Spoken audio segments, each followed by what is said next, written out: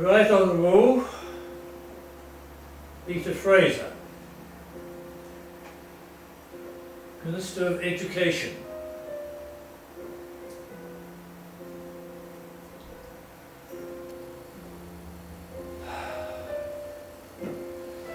Dear Minister, this is my attempt to respond to your request that I relate briefly but without omission of important detail the history of Jacks Mills School during its period of reconstruction and redevelopment, 1935 to 1939. 1935, the first Labour government elected after a very long depression. Commencing with the first steps towards the creating of an ideal environment, I will in conclusion coordinate past and present developments to show what is still able to be achieved through the close cooperation of the community with the school authorities. So the school is situated in the sawmilling settlement of Kotuku, or Kotuku as the locals call it, 20 miles from Greymouth, and is typical of such schools and such settlements throughout New Zealand. So consider the prospect: shingle pits, swamps, bare hillocks, an atmosphere both gloomy and despondent. In this particular case, on one side of the school, a shingle pit 10 feet deep, on the other, a row of garden plots edged in timber resembling nothing so much as a cemetery. La-dee-da, la-dee-da. Minister, we expect of our children beautiful thoughts and high ideals and resilient behaviour, yet so often we place them in environments which are unimaginative and uncreative, and then we wonder at the result in future years. Surely if these children were to have beautiful thoughts, some drastic changes were required. Bloody outsiders, it's full of big ideas. So, having been appointed headmaster, I gazed in some despair at the school, which is the supposed cultural centre of the community. But reminded myself of the words, whatsoever be true, whatsoever be honest, whatsoever be just, and whatsoever be beautiful, let these be thy guide. As for the children, there's little needs to be said except that they were some 50 in number and totally uncooperative in terms of the school or in terms of any loyalty. Piss off? Nah, you piss off. Eh! So we're speculating on the possibility of raising £3 in order to level the garden plots and plant some lawn. I proposed the holding of a Queen Carnival.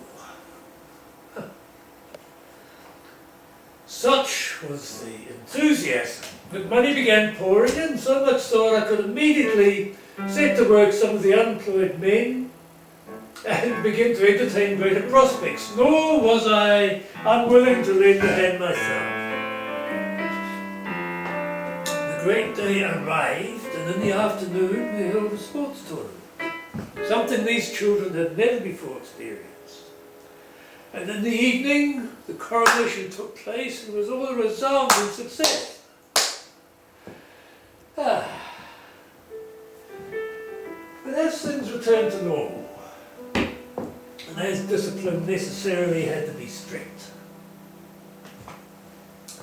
and as we continued to work on the environment, there began to be voiced complaints from both parents and children. objections are raised to them doing anything other than studying the 3 R's. Who does he think he is? Coming here, changing things. Kids are not bloody learning. All they're doing is bloody gardening. I tried to meet with the parents, but there was little understanding. But I do owe a great deal of gratitude to those parents who remained loyal to the school during this period. It's all the time on at my Johnny. It's just not fair. It's all shite. Ah, come on, Mabel. You're always on about things. It's just they're not learning proper. But slowly, I gained the cooperation of some of the senior students, and the discipline, which had to be strict, could be relaxed somewhat. And so we continued work. I hired a truck to bring in logs and garden shrubs. The children helped in the building of the fences.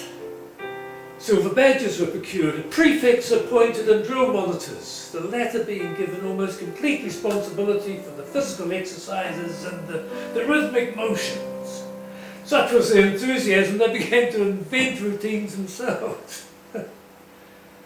Once public demonstrations were given of this work, more parents came on board, and there was a drastic improvement in the whole bearing of the students. All these bloody meetings. Still, the kids are looking better, more polite. I called a meeting of some of the mothers and discussed the prospect of the school uniform. A great deal of gratitude is owed to these women. Immediately they're at their sewing machines, and the physical appearance of the school, 100% improvement. Meanwhile, work continued on the environment. Good local main levelled the front of the school section and planted a lawn. Pagoda was designed and attached to the school, and finally I could purchase a statue of Peter Pan as a centrepiece, and an important milestone had been reached. Peter Pan, the creation of Ian Barry. His mother went into deepest mourning when Barry's brother was accidentally killed, totally ignoring her younger son, who turned into a fantasy world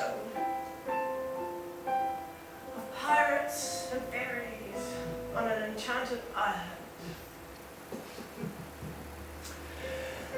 The end of the year approaching, I suggested the holding of a school concert. Items to be rehearsed on a Saturday morning in full costume with an orchestral accompaniment. The evening was a wonderful success. Had to be repeated, such was the demand. The proficiency exam arrived, and 3 out of 4 of the students passed, with the 4th gaining competency. I hate the man. Always stupid ideas, concerts, dancing, garden statues. He's a lunatic. I'm going higher up. Nevertheless, the criticism continued with the hostile atmosphere. It culminated in one of the parents writing to the education board with a whole list of complaints as to my behaviour. I spent the Christmas period in Canterbury, and with the arrival of an offer of a position in Australia, I was sorely tempted.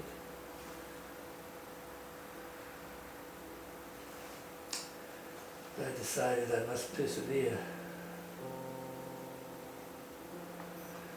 And I returned to the coast. Given the circumstances, the first term was spent on mainly routine matters. But I must mention the election of a new school committee. And I owe a great deal of gratitude to these gentlemen. for their sympathy and for their understanding and their enthusiasm. One of their first things they did was to approach the Greymouth electric power board and arrange for an outdoor light to be erected over the statue of Peter Pan. It's connected to an automatic timer in the school office, and the light, which is the only outdoor light in the whole district, switches on automatically during the hours of darkness, and Peter Pan shines like a beacon. It's time to move that man a chance. That Mabel, she's a troublemaker. Married her husband a drink. And she writes in school herself. About this time, there arrived in the country some gentlemen from the New Education Fellowship, based in Dulwich College, England. The local inspectors were keen that some New Zealand schools participate in a project whereby the students of the school write up the story of their community, and that story is sent to Dulwich College for copying and then circulated to schools throughout the empire. We're very honoured when Jack's Mill School was chosen. Immediately, the children were off to the mill, out into the bush, riding on the locomotive, interviewing the workers, getting together the story of timber, which is the main industry of the settlement, from the felling of the native giants in the bush to the loading of planks on ships at the port. They drew diagrams of the machinery, they took photos, they wrote up the story of recent developments in the school, and finally they sat on the veranda of the eldest resident. They listened in some awe to the story of the discovery of oil in the early days of the settlement. Oh, those were the days. So oil was like puddles of this stuff. Black and sticky. With a gutter man there. From her description, they could do a diagram of the settlement as it was then, a diagram of the settlement now, for comparison. Everything was pasted up into a specially made book, sent to the inspectors for forwarding to Dulwich College, England. Our story is going to England. They're sending our story to England. Minister, about this time, some months later, the inspectors called a meeting of the teachers and talked once again about the new freedom. Freedom, of course, from the curriculum and timetable, that sort of thing. Now, we'd heard these words in the past and been bitterly disappointed when the inspectors arrived. But once again, we heard the words, "Ladies and gentlemen, take your freedom." I decided to accept the challenge. So I have long thought that the education, especially of the senior students, should be of a more practical nature. Children learn by doing. I thought as well that the children should learn for themselves rather than be spoon-fed by the teacher. Thirdly, that the school should reflect more closely the life of the community. Too often there is a divorce between the school and the community.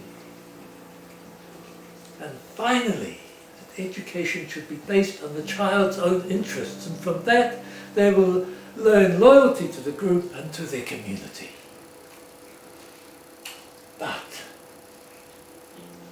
how to find an area of interest Oh my God. which could She's dreaming up encompass now. all of these ideals?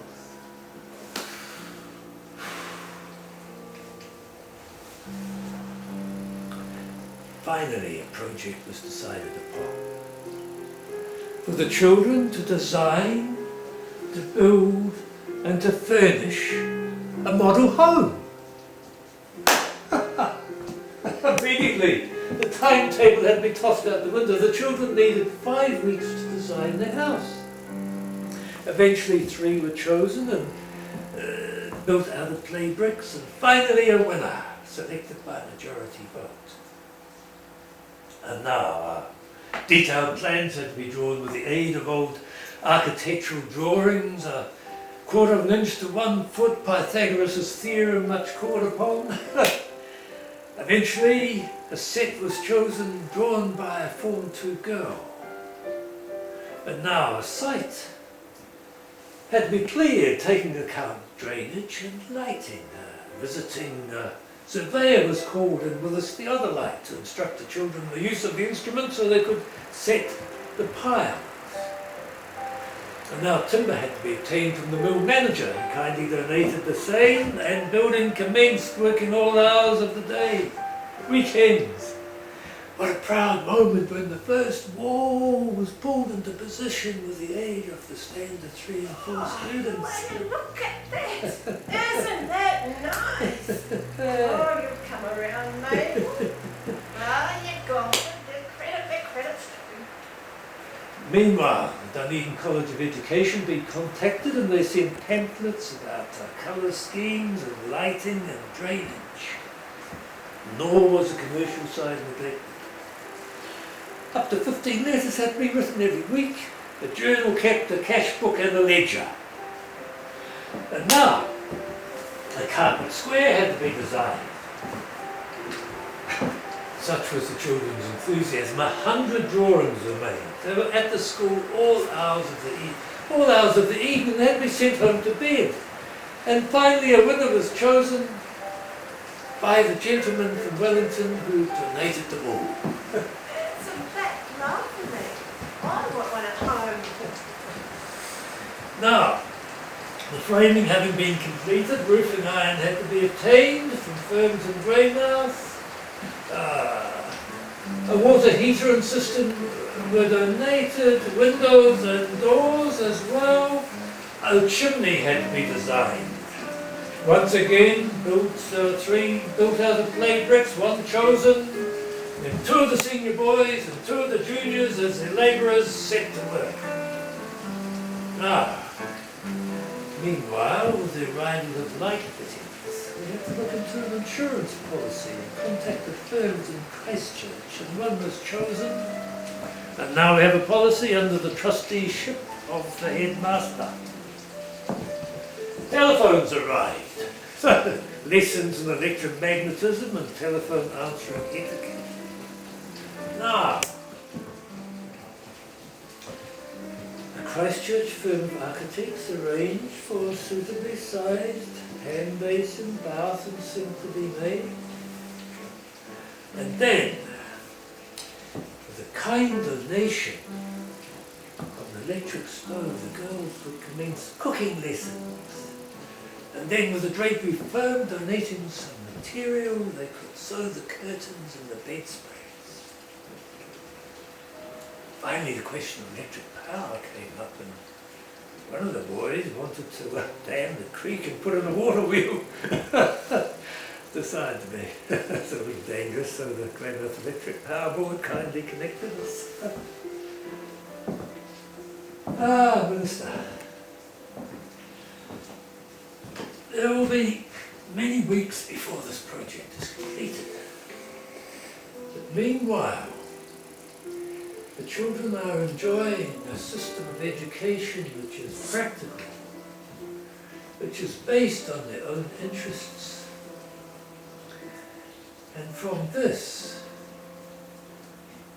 they learn loyalty to their group, to the school, and to the community. And so we must remember that beneath all this lies the environment as our faith and as our inspiration, without which none of this would have happened.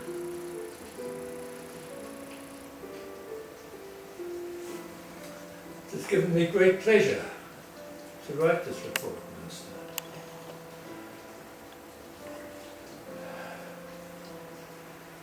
We must always remember that power and position are given not for personal compliment,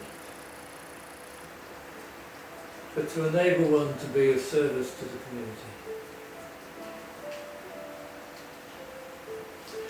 I remain, sir, your humble servant, yours faithfully, Edward Darracott. Edward